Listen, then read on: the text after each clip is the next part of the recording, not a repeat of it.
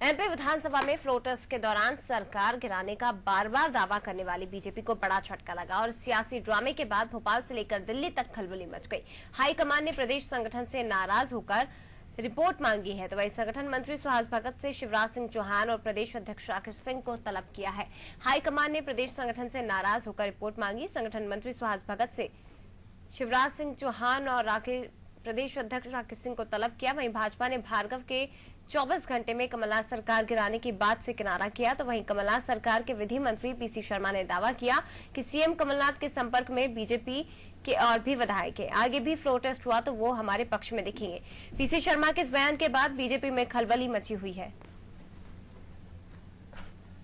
कमलनाथ जी का कमाल है, और जो बाबा जो कहते थे उसका उत्तर दे दिया कि ये बहुमत की सरकार है और बहुमत में बीजेपी के लोग भी साथ देखिए टच में हैं।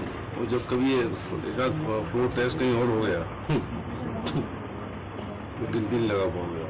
कांग्रेस को हमने बार बार कहा है कि भारतीय जनता पार्टी का कोई इरादा सरकार गिराने का नहीं है। जब भी ये सरकार गिरेगी तो उनके अंतर विरोधों के और उनके अपने कारणों से गिरेगी। भारतीय जनता पार्टी इसको नहीं गिराने जा रही है। विधानसभा में नेता प्रतिपक्ष को परिस्थितियों के अनुसार निर्णय करना पड़ते हैं, बयान भी देना पड़ता है, और इसलिए मुझे अभी मालूम नहीं कि किस परिप्रेक्ष्य में उन्होंने ये बात कही होगी। लेकिन भारतीय जनता पार्टी की लाइन वही है जो मैंने आपसे कहा कि भारतीय जनता पार्टी सरकार गिराने में कोई रुचि नहीं रख रही है। ये कमलनाथ जी का कमाल है, और जो बाबा जो कहते थे उसका उत्तर दे दिया कि ये बहुमत की सरकार है और बहुमत में बीजेपी के लोग।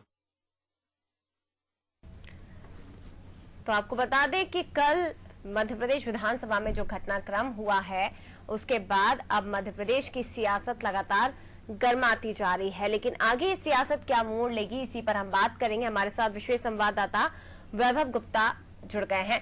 वैभव जी, कल जो घटनाक्रम हुआ उसके बाद मध्य प्रदेश विधानसभा में खलबली मची है, कांग्रेस के हौसले बुलंद हैं, तो इधर हाईकमान ने बीजेपी से रिपोर्ट भी मांग ली है। यानी कि कहा यह जा सकता है कि बीजेपी अब कहीं ना कहीं चारों तरफ से घिरी हुई नजर आ रही है, लेकिन फिर भी हौसले बुलंद है बीजेपी के। फिलहाल ये सारे गर्दिश में चल रहे हैं बीजेपी की। कर्नाटक से भले ही उसको एक अच्छी खबर सुनने को मिल रही है लगातार, लेकिन मध्य प्रदेश से जिस तरह की कल घटनाक्रम हम सबने देखा कि जो बीजेपी के विधायक थे वो कांग्रेस के लिए वोटिंग कर रहे हैं, वोटिंग होती है तो सबसे आ जाते हैं बीजेपी के नेता कि वो कह रहे थे कि नंबर 1 और नंबर 2 जब आदेश देगा हम मध्य प्रदेश की सरकार को गिरा देंगे, कमलनाथ की सरकार को। लेकिन इस तरह का घटनाक्रम देखने के बाद कमलनाथ बहुत ज्यादा मजबूत होते हुए नजर आ रहे हैं। इस पूरे घटनाक्रम की रिपोर्ट बीजेपी आलाकमान ने मांग ली और उन्होंने पूछा है कि आखिरकार क्या मध्य प्रदेश की कोई इकाई अपने विधायकों को इकट्ठ नहीं रह सकती। और इस तरह के दावे किए जा रहे थे प्रदेश की ओर से कि जैसे ही हरी झंडी मिलती है राष्ट्रीय नेतृत्व की ओर से तो हम यहाँ पर कभी भी सरकार गिरा सकते हुए। ऐसे में क्या हुआ इसको लेकर सुबह प्रदेश अध्यक्ष राकेश सिंह बीजेपी कार्यालय पहुंचे थे। उन्होंने कहा था सब कुछ अनुकूल है, कुछ भी प्रतिकूल नहीं है, सब कुछ अंडर कंट्रोल है हमारे। इसके साथ ही जो पूर्व सरकार में गृह मंत्री थे भूपेंद्र सिंह, उन्होंने भी कहा कि कांग्रेस ने लोकतंत्र की हत्या की है, कांग्रेस ने हॉर्स ट्रेडिंग की शुरुआत की है। हमने इस तरह की कोई शुरुआत नहीं की, हम तो सरकार को समर्थन दे रहे थे। कल जिस विधेयक को लेकर ये पूरा डिवीजन किया गया उसको लेकर गृह मंत्री ने, पूर्व गृह मंत्री ने कहा कि हमने तो समर्थन दे ही दिया था, तो फिर डिवीजन की बात ही कहां से सामने आ गई। लेकिन अब परेशानियां बीजेपी के लगातार बढ़ती हुई नजर आ रही है कि अब बीजेपी क्या करेगी, क्योंकि 2 विधायक और कम हो जाते हैं। हालांकि और ट्रेडिंग की बात चल रही थी, सियासत में ऐसी चीजें होती रहती है, लेकिन जो ओवर कॉन्फिडेंस है बीजेपी का था वो जरूर कम हो गया है। बिल्कुल, कहीं ना कहीं कर्नाटक के घटनाक्रम के बाद बीजेपी बहुत ओवर कॉन्फिडेंस थी और उसके बाद लगातार यही बात कही जा रही थी कि जो गोवा और कर्नाटक में हुआ है वो मध्य प्रदेश में होगा। लेकिन जो कल घटनाक्रम विधानसभा में हुआ है इसके बाद कहीं ना कहीं बीजेपी की बोलती बंद हो गई है और अभी अपने ही बयानों से पल्ला झाड़ते हुए नजर आ रहे हैं। वैभव जी, इस मामले को लेकर कंप्यूटर बाबा भी ये कह चुके हैं, हाल ही में कल के घटनाक्रम के बाद उन्होंने बयान दिया कि चारों विधायक उनके कांग्रेस के संपर्क में है और जल्द ही कांग्रेस में आने वाले हैं। इधर अगर मंत्री पीसी शर्मा की बात की जाए तो उन्होंने भी कुछ इसी तरह का बयान दिया है। कुछ जानकारी लग पाई है अंदर खानों से कि आखिर कौन से ऐसे 4 विधायक और हैं जो बीजेपी को धोखा दे सकते हैं? हाँ जी, फिलहाल ऐसे कोई नाम नहीं है, लेकिन जिस तरह से अब कॉन्फिडेंस शो किया जा रहा है, पीसी शर्मा ने भी कहा कि 5 से 6 विधायक के संपर्क में, जितनी बीजेपी कांग्रेस की सरकार के मंत्री से पूछेंगे तो यही कहेगा कि कुछ बीजेपी के विधायक मेरे संपर्क में है। ठीक, वैभव जी आप बने रहिएगा, आपके पास लौटूंगी। हमारे साथ कांग्रेस से रवि सक्सेना जी जुड़ गए हैं। रवि जी, स्वागत है आपका नादी टीवी पर। और कल जो घटनाक्रम हुआ है मध्य प्रदेश विधानसभा में, उसके बाद आज तो लगातार बयानबाजी ही की जा रही है। मंत्री पीसी शर्मा कह रहे हैं कि 4 और विधायक कांग्रेस के संपर्क में है। कौन से विधायक है? नाम थोड़ी बताए जाते हैं। सरप्राइज पैकेज रखा है सर? एक्चुअली निश्चित रूप से गया, ये तो पॉलिटिकल मामला है, राजनीतिक मामले हैं। राजनीतिक मामलों को जब तक वो धरातल पर आकार नहीं ले रहे तब तक उनको बारे में बताया नहीं जाता है, वो बड़े गोपनीय होते हैं। और मैं समझता हूँ शर्मा जी 4 का बोल रहे हैं, मेरी इन्फॉर्मेशन के हिसाब से 6 है। जी जी जी रवि जी, लेकिन ये जो घटनाक्रम हुआ है उसके बाद से बीजेपी की तरफ से यही बयान दिया जा रहा है कि हमारे साथ कहीं ना कहीं ये कांग्रेस की पहले से रणनीति तय थी, क्योंकि हमने तो समर्थन दिया था विधेयक को लेके और हमने तो मांगा ही नहीं था इनसे कि आप डिवीजन करवाइए, फिर अचानक से डिवीजन कैसे हो जाता है? कहीं ना कहीं बीजेपी के द्वारा यही कहा जा रहा है।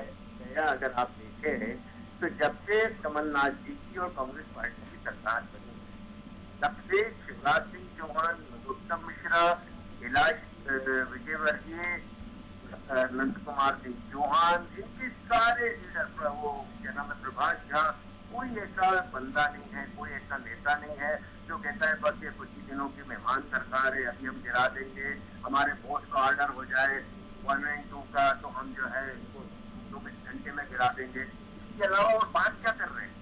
आज मुझे एक प्रश्न बताइए कि भारतीय जनता पार्टी के लोग सत्ता जाने के बाद जो उनको एक प्रतिपक्ष की भूमिका मिली है उसका कहाँ निर्वहन हो रहा है? दिन रात सत्ता लोलुपता के लिए जैसे जल में से मछली को निकाल देते हैं ना, तो वो काफी है, ऐसे तड़प रहे हैं सत्ता के लिए। अरे भाई 15 साल तक तुम लोगों ने शासन किया है, अब तुमको प्रतिपक्ष में बैठने का मौका मिला है तो विपक्ष में बैठिए, काम कीजिए, जनता के मुद्दों को उठाइए। तो दिन रात सरकार जवाबी की बात करते हो। बिल्कुल। एक दिन पहले कमलनाथ जी ने चैलेंज किया था जब इन्होंने कहा कि हम चाहें तो हमारे वोट बोले 1 और 2 तो हम 24 घंटे में सरकार गिरा दें। तभी कमलनाथ जी ने विधानसभा के अंदर कहा था चाहे तो आज ही फ्लोर टेस्ट करा दे। तो लगातार जब आप इस तरह की धमकियां दे रहे हो और सरकार को आप गिराने, बिल्कुल रवि जी, कहीं ना कहीं कहा जा सकता है कि कुशल रणनीतिकार के फेर में बीजेपी उलझकर रह गई और जो ओवर कॉन्फिडेंस था वो पूरी तरह से धरा का धरा रह गया। फिलहाल आपका शुक्रिया हमारे साथ जुड़ने के लिए रवि जी। और वैभव गुप्ता लगातार हमारे साथ बने हुए हैं। वैभव जी, आप सुन पा रहे हैं? वैभव, आवाज आ रही है आपको? चलिए, बहुत शुक्रिया जानकारी देने के लिए। तो आपको बता दें कि मध्य प्रदेश विधानसभा में कल जो घटनाक्रम हुआ है, जहां पर फ्लोर टेस्ट के दौरान सरकार गिराने का बार बार दावा करने वाली बीजेपी को बड़ा झटका लगा और जहां पर मत विभाजन हुआ तो कांग्रेस को 122 वोट मिले, जिसमें क्रॉस वोटिंग भी की गई बीजेपी की तरफ से। बीजेपी के 2 विधायक जिन्होंने क्रॉस वोटिंग की है और उसके बाद अब बीजेपी के कहीं ना कहीं होश उड़ गए हैं कि आखिर ऐसा कैसे हो गया, क्योंकि बीजेपी कर्नाटक के घटनाक्रम के बाद बहुत ज्यादा कॉन्फिडेंस थी कि जो गोवा और कर्नाटक में हुआ है वो अब मध्य प्रदेश में भी होगा। मध्य प्रदेश में भी लूड़ी लंगड़ी सरकार लगातार कांग्रेस को कहा जा रहा था, बीजेपी की तरफ से, विपक्ष की तरफ से, जिसके बाद कल जो घटनाक्रम हुआ उसके बाद बीजेपी अब सोचने पर मजबूर हो गई है। और विशेष संवाददाता वैभव गुप्ता लगातार हमारे साथ एक बार फिर से जुड़ गए हैं। वैभव जी, क्या ऐसा कहा जा सकता है कि कल जो पूरा घटनाक्रम हुआ है और बीजेपी के जो हौसले थे, ये जो लाइन एक है पहले की कि जाना था जापान पहुंच गए चीन, ये बीजेपी पर सटीक हो रही है, क्योंकि बीजेपी कहीं ना कहीं कमलनाथ के रणनीति के फेर में उलझकर रह गई है? बीजेपी के नेता कर्नाटक और गोवा से जो मानसून निकला है तो जैसे ही मध्य प्रदेश पहुंचेगा तो भोपाल या मध्य प्रदेश का मौसम बदल जाएगा। तो मौसम जरूर बदला, लेकिन वो मौसम बीजेपी के लिए ज्यादा बदला सा नजर आ रहा है, क्योंकि जो घर संभालना था जिनको अपना, वही घर में आग लगा बैठे, कुछ इस तरह की बातें हैं। क्योंकि 2 विधायक, कच्चावर विधायक है दोनों, चाहे व्यवहारी के शरद पवार की बात की जाए, चाहे भैया के त्रिपाठी की बात की जाए, क्योंकि लंबे समय से बातचीत चल रही थी इनके जाने की, अब ऐसी खबरें भी आ रही हैं कि लंबे समय से बातचीत चल रही थी, शिवराज सिंह चौहान को मनाने में लगे थे, लेकिन ऐसी वो कौन सी कमी रहेगी कि शिवराज सिंह चौहान अपने ही विधायकों को नहीं मना पाए, जहां कहते थे कि लंगड़ी सरकार है बीजेपी के नेता कि चल नहीं पाएगी, लंगड़ी सरकार ज्यादा चलती नहीं और उसकी उम्मीद भी ज्यादा नहीं होती। तो ऐसे में जो विधायक और चले जाते हैं और जो 109 बीजेपी के पास होते हैं वो कम हो जाते हैं, तो बेहद मुश्किल बीजेपी के लिए है कि वो अमित शाह को क्या जवाब देंगे। राष्ट्रपति अमित शाह के पिता पीएम नरेंद्र मोदी तो भी जिस लोकसभा में 28 सांसद चुन के पहुंचे हैं लोकसभा में मध्य प्रदेश से, और ऐसे में विधायक की बीजेपी नहीं संभाल पा रही है अपनी और सरकार गिराने की बात करते हैं, तो अब तमाम सारे सवाल बिल्कुल अब कहा यह जा सकता है वैभव जी कि मध्य प्रदेश का जो राजनीतिक घटनाक्रम है वो बहुत ज्यादा रोचक हो गया है और आगे आने वाले समय में हमें और भी ज्यादा दिलचस्प चीजें मध्य प्रदेश की राजनीति में दिखाई देंगी। फिलहाल शुक्रिया आपका जानकारी देने के लिए।